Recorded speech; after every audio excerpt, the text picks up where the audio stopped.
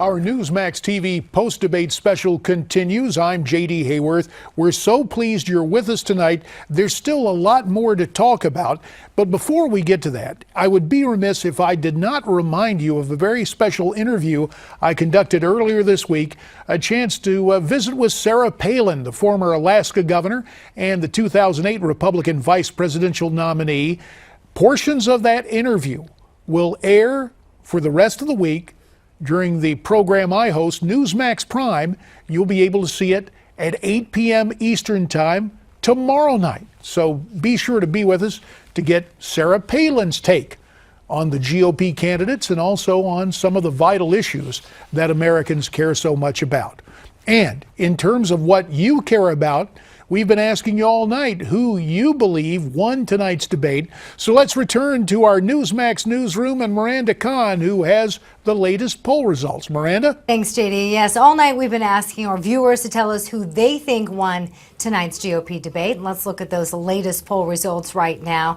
Not too many changes. You still have Donald Trump in the lead, but he's dropped about 2% since the last time we updated you on your results. Ted Cruz coming in at second place with 11%. Marco Rubio only with 2% right now. A lot of people thought he did very well. Ben Carson dropping to 2% now in fourth place. And take a look at the bottom four: Jeb Bush, Chris Christie, Carly Fiorina, and John Kasich. And there is still time to let us know who you think won tonight's GOP debate. Just head on over to newsmaxpolls.com.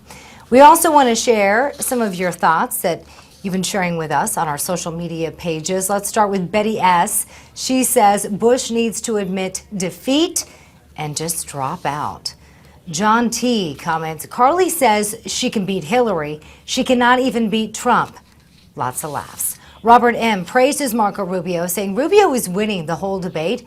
Wish him and Cruz would chill against each other. Together, they would be unbeatable. Ron R. weighs in on Rubio as well, saying Cruz is so obviously disingenuous. Rubio is wanting to discuss the facts. Cruz is using debate tactics to win rather than bring out the truth. Rubio is the best candidate and the most informed. We want you to keep sharing your thoughts and opinions with us. We want to get your input also about tonight's debate. You can reach out to us via Twitter or Facebook. Tweet us at Newsmax TV. Use the hashtag GOP debate. You can also leave us a video message by going to newsmaxusa.com and share some of your thoughts about tonight's GOP debate. It's the last one of the year. Let us know who you think won. Now let's head back over to John Bachman for more reactions from our focus group. John, back to you. All right, thanks, Miranda. Well, a lot of us were anticipating a Trump versus Cruz head-to-head, considering where the two are in the polls, especially in the Iowa polls. But we saw something a little bit different. And let's go ahead and bring in our focus group again and talk a little bit about this, because we early on saw a very interesting head-to-head between Jeb Bush and Donald Trump. Probably too late for Jeb Bush, as a lot of pundits would say. But what was interesting, I thought, was Trump's reaction to Jeb Bush and his interruptions during his debate. Let's go ahead and take a listen to that. So Donald, is great at the one-liners, but he's a chaos candidate, and he'd be a chaos president. He would not be the commander-in-chief we need to keep our country safe. Jeb doesn't really believe I'm unhinged. He said that very simply because he has failed in this campaign. It's been a total disaster. Nobody cares. Look, 2 months ago, Donald Trump said that ISIS was not our fight. Just 2 months ago. He said that Hillary Clinton would be a great negotiator with Iran. And he gets his foreign policy experience from the shows. Come on, that is not a serious kind of candidate. Look, the problem is, we need toughness. Honestly, I think Jeb is a very nice person. He's a very nice person, but we need tough people. We need toughness. We need intelligence, and we need tough. Jeb said when they come across the southern border, they come as an act of love. You said in September 30th that ISIS was not a am I talking or are you talking, Jeb? I'm talking right now. I'm talking. You can go back. You're not talking. You interrupted me, September 30th, Are you going to apologize, Jeb? No. Am I allowed to finish? Yes, one at a time. Excuse me. Am I allowed to finish? Go ahead, Mr. Trump. Well, there you go.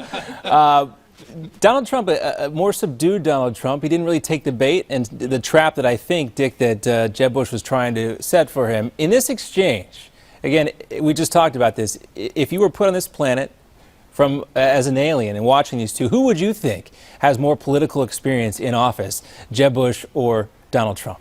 It was clearly Donald Trump. He had the poise, he had the stature, and Jeb Bush looked like a little kid losing a fight, complaining, crybaby.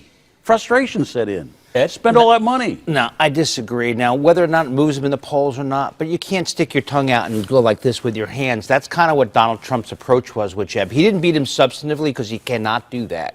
And so the idea that which one was substantively correct, Jeb Bush was. No way, The Ed. idea that Donald Trump tried to dismiss him, that's true. And from a visual standpoint, he might have scored some style points with the people who love Donald Trump.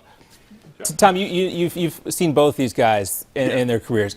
When Donald Trump says nobody cares, I mean, I think that really hit home. It does hit home. The problem that Jeb is having is he's going straight, trying to get straight to the top of the hill. He's got a whole bunch of bodies to climb over. I think that was a tactical mistake. It has been. He's solely focused on Trump and no one else up on that podium. So, Plus, he's making it up as he goes along. right. So I think Jeb is done as long as he keeps trying to attack Trump. It's over because he has a whole lot of other candidates that are well ahead of the pack. So, and by ignoring those other candidates and going straight for the throat of Trump, it's just not working. Yeah, I think it was also telling too.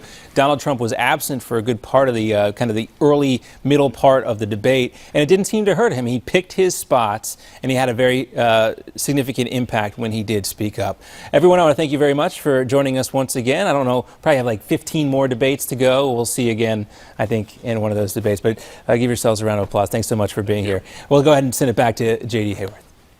John, we thank you. We also thank the assembled focus group. And it is worth noting, while we pay attention to these debates, and obviously we pay attention with this post-debate special, presidential campaigns involve so much more.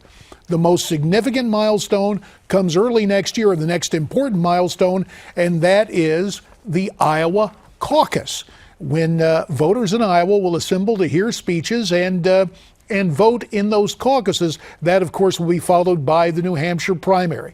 A lot will happen between now and then, and we will be with you every step of the way here on Newsmax TV. We thank you for your time tonight.